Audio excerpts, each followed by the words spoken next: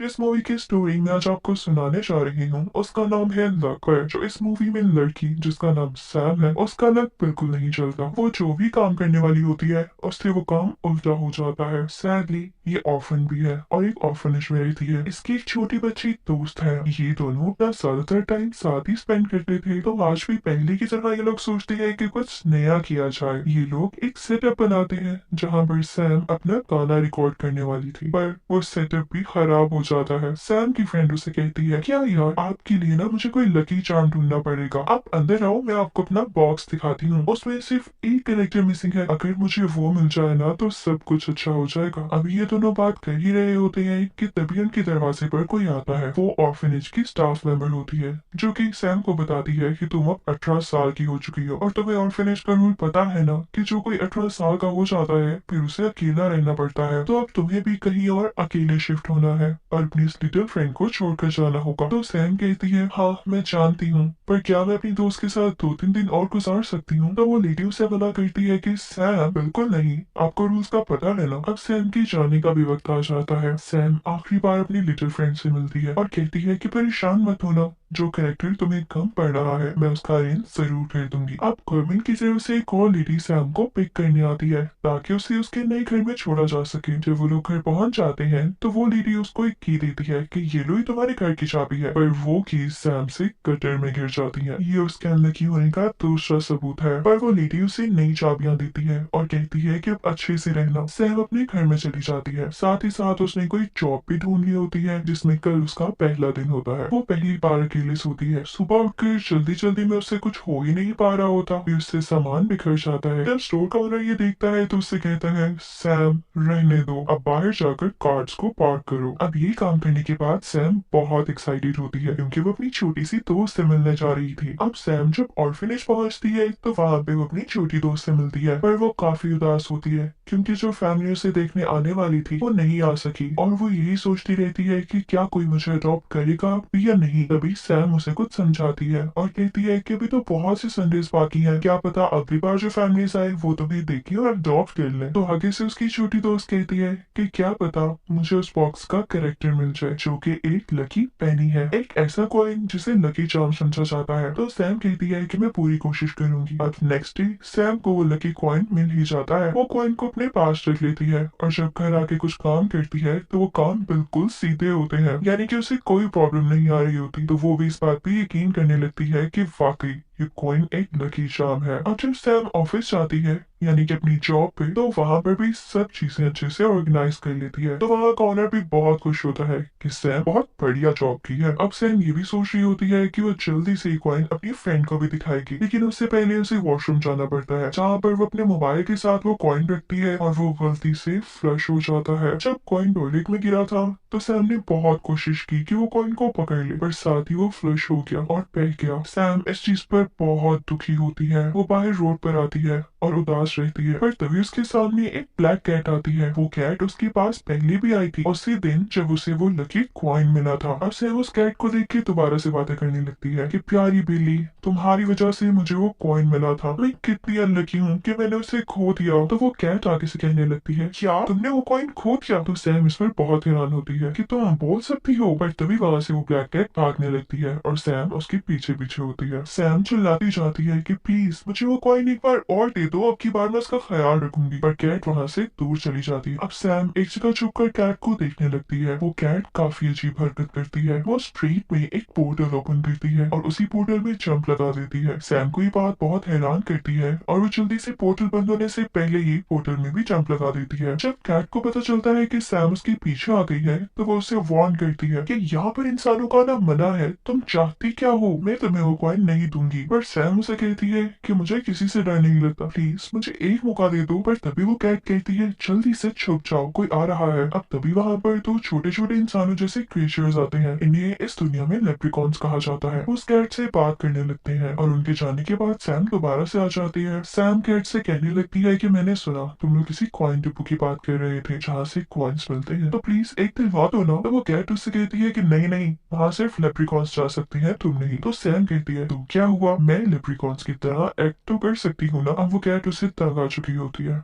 तो कहती है कि चलो डील करो कि जैसी तुम्हारा काम हो जाएगा तुम यहाँ से चली जाओगी। तो सैम उसकी बात मान जाती है। अब वो लोग छुपते छुपाते दरवाजे के दूसरी तरफ जाते हैं। कैट उसे यूनिफॉर्म देती है कि इसे पहन लो और बिल्कुल लेप्रिकॉन्स की तरह एक्ट करना। जब सैम वो यूनिफॉर्म पहन लेती है तो वहाँ पर कुछ लेप्रिकॉन्स आते हैं, पर कैट उनको उल्लू बना देती है। वो कहती है कि कहीं और से आई है और वहाँ के लेप्रिकॉन्स लंबे होते हैं, तो चलो इसे वेलकम करो। तो सैम जिन जिन लेप्रिकॉन्स के सामने जाती थी वो उसे देखकर सरप्राइज नहीं होते थे। कैट का प्लान कामयाब हो चुका था। अब वो उसे कहती है कि चलो यहाँ तुम विजिट कर सकती हो, यहाँ तुम्हारे साथ कुछ भी बुरा नहीं होगा। जब वो लोग एक लक लैंड की तरफ जा रहे होते हैं तो वहाँ पर एक जिंजर बालों वाला लेप्रिकॉन आता है। कैट उससे कहने लगती है कि ये भी एक लेप्रिकॉन है, इसे अंदर का विजिट तो करवाओ। तो वो मान जाता है और इसके बाद सैम को अंदर जाने का मौका मिल जाता है। वहाँ पर एक मशीन चल रही होती है जो कि सब पेनिस को डिटेक्ट करती है, पर तभी सैम के हाथ में जो उसके पर्स का बटन होता है वो भी उस मशीन में चला जाता है। सैम फौरन से बाहर आती है और इसके बारे में कैट को बताती है। तो कैट कहती है कि तुमने सब कुछ खराब कर दिया है, अब क्या होगा। सैम परेशान होती है और अपनी सारी की सारी सच्चाई उसी जिंजर बालों वाले लेप्रिकॉन को बता देती है। तो वो आगे से कहने लगता है कि हमारी कैप्टन बहुत सख्त है, अगर उसे इस चीज का पता चल गया तो वो तुम्हें बैड लक कंपार्टमेंट में भेज देगी। तो इससे पहले हमें लकलैंड जाना होगा, उसकी स्पेसिफिक फ्लोर पे जहाँ सिर्फ गुड लक बनाया जाता है, ताकि वहाँ पर बनते हुए हम क्रिस्टल्स कैच कर लें और कुछ न कुछ गुड लक ब्रिंग कर पाए। इससे एक ये भी फायदा होगा कि खोई हुई पेनी यानी कि वो लकी कॉइन मिल सकेगा। अब वो सब उस तरफ जाते हैं। जैसे तैसे करके सैम वो लकी क्रिस्टल कैच कर ही लेती है। अब वो तीनों लकी क्रिस्टल लेने के बाद किसी ऐसे ड्रोन को ढूंढने जाते हैं जैसे दुनिया में वो कॉइन को ढूंढा जा सकेगा। लेकिन उन्हें वो ड्रोन मिल ही जाता है। वो जिंजर बालू वाला लेप्रिकॉन और कैट किसी तरह से दुनिया से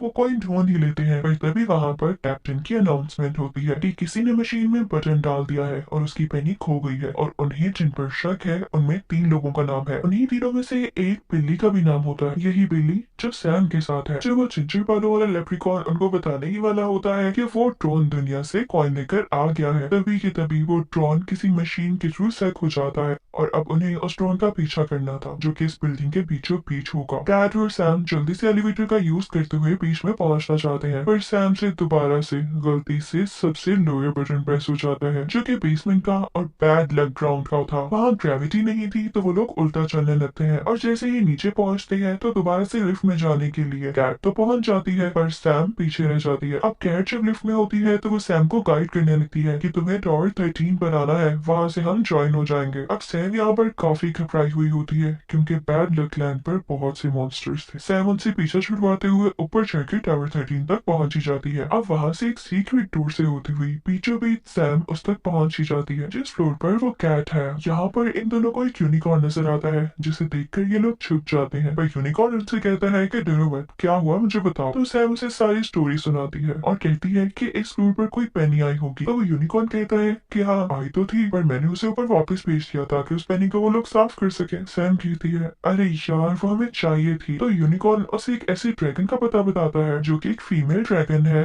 और यूनिकॉर्न उसे पसंद करता है। वो कहता है कि इसने मेरी भी काफी मदद की है तो तुम लोगों की भी कर देगी। अब सैम उसे ढूंढने के लिए निकल पड़ती है। अब इसकी बार उनका लक काम कर जाता है और उन्हें वो ड्रैगन मिल जाती है। ड्रैगन बहुत ही नाइस होती है, उनकी सारी स्टोरी सुनकर उन्हें एक पेनी गिफ्ट करती। अब जैसे ही सैम वो पेनी लेकर बाहर निकलती है तो देखती है कि कैप्टन ने उस ब्लैक कैट को अरेस्ट कर लिया है क्योंकि वो जान चुके हैं कि यही वो कैट है जिसने अपनी पेनी घुमाई है। तो तभी सैम वो पेनी लेकर जाती है और कहती है कि ये इसी ब्लैक कैट की है, इसने ये गिरा दी थी तो प्लीज आप इसको अरेस्ट ना करें। अब ब्लैक कैट को छोड़ दिया जाता है। ब्लैक कैट सैम की इस हरकत से काफी हैरान होती है कि तुमने मेरी जान क्यों बचाई, तुम्हें ये पेनी तो अपने और अपनी फ्रेंड के लिए चाहिए थी ना। तो सैम कहती है नहीं, तुमने मेरी इतनी मदद की, पहले तुम्हारी जान ज्यादा जरूरी है, लेकिन मेरे पास भी एक आइडिया है, इस बिल्डिंग में बैड लक बनाया जाता है। मैं ठीक कह रही हूँ ना। तो अगर ऐसा किया जाए कि बैड लक की प्रोडक्शन ही खत्म कर दी जाए, यानी कि बैड लक को बनाया ही ना जाए, सिर्फ और सिर्फ गुड लक ही हो तो कितना अच्छा हो जाएगा। वो ब्लैक कैट उसे समझाती है कि नहीं, इस तरह से दुनिया नहीं चलती, हम कभी भी ऐसा नहीं कर पाएंगे। तो सैम उसे कहती है कि अच्छा ठीक है, क्या तुम मुझे सिर्फ 2 घंटे के लिए इस चीज के लिए अलाउ कर सकते हो। तो वो कैट कहती है कि अलाउ करना मेरे हाथ में नहीं, हाँ तुम मशीन को किसी तरह सीक्रेटली कंट्रोल कर सकती हो, पर तुम ऐसा करना क्यों चाहती हो। सैम कहती है कि अभी तुम देखती जाना। वो तभी उस मशीन को बंद कर देती है जो बैड लक प्रोड्यूस करती है, ताकि वो मिक्सिंग मशीन में ना जाए और ना ही उनकी दुनिया तक पहुंचे। साथ ही वो किसी कैमरा की मदद से अपने छोटी दोस्त को देखने लगती है जिसे आज किसी फैमिली ने विजिट करने आना था, और सैम यही चाह रही थी कि वो गुड लक उसे दे दे और उसे कोई फैमिली अडॉप्ट कर ले। उसका ये प्लान काम कर जाता है। दुनिया में हर तरफ गुड लक होने की वजह से उसे अडॉप्ट कर लिया जाता है। लेकिन तभी टाइम गुजरने लगता है और देखते ही देखते वो मशीन दोबारा से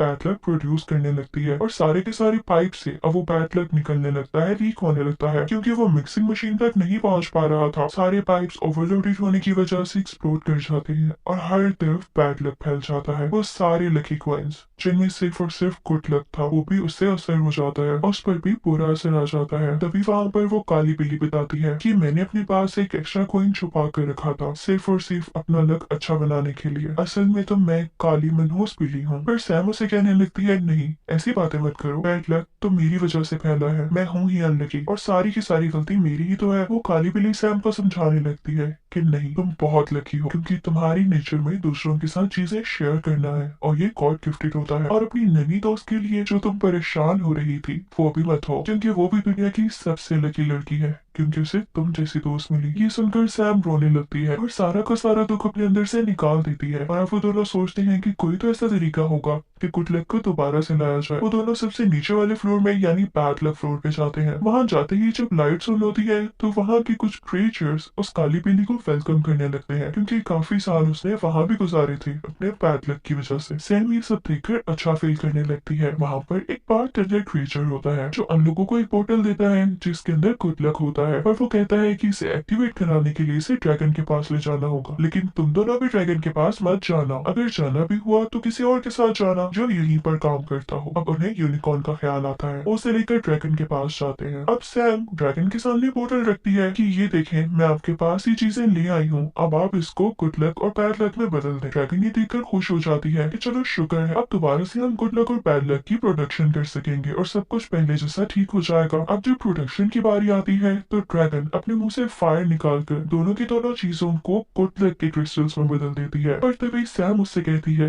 कि नहीं, ऐसा मत करें, मैं जानती हूँ कि बैड लक बहुत बुरा होता है और उससे हम क्या फील करते हैं, पर इस दुनिया में बैड लक का होना भी बहुत जरूरी है। जैसे अगर मेरा लक बैड ना होता तो मैं कभी भी यहाँ ना आ पाती और आप लोगों से ना मिल पाती। इसी तरह यूनिकॉर्न को देख ले, वो भी अपने बैड लक की वजह से आपको बता ही नहीं पाया कि वो आपसे कितना प्यार करता है और आज आपके सामने आ सका है। इसी से तो दुनिया में रंग और बैलेंस है। अब सैम भागकर बैड लक का स्टोन भी उधर लगा देती है जहाँ दूसरी तरफ गुड लक का स्टोन लग रहा था ताकि हर तरफ बैलेंस हो। और अब वो इस चीज को समझ सकी थी कि कोई भी इंसान लकी या अनलकी नहीं होता बल्कि हर एक की जिंदगी खूबसूरत होती है, बस उसे उसको समझना पड़ता है। मशीन दोबारा से चलने लगती है और सब कुछ वैसा ही हो जाता है जैसे पहले हो रहा था। सैम कैमरा से देखती है कि उसकी छोटी सी दोस्त परमानेंटली हम लोगों के साथ रहने लगी है जो उसे अडॉप्ट करने के लिए आए थे। मूवी के लास्ट सीन में हम देखते हैं कि उन्हें इस काम करने पे बहुत ही ज्यादा अप्रिसिएशन मिलती है और उन्हें कुछ अवार्ड्स भी दिए जाते हैं। पर तभी वो ब्लैक कैट कहती है कि अगर आप लोगों ने मुझे कोई अवार्ड देना ही है तो मैं चाहूंगी कि अपनी मर्जी से मैं सैम की दुनिया में रह सकूं। सैम ये सुनकर बहुत खुश होती है और उसे गले से लगा लेती है। फिर कुछ अर्से बाद हम देखते हैं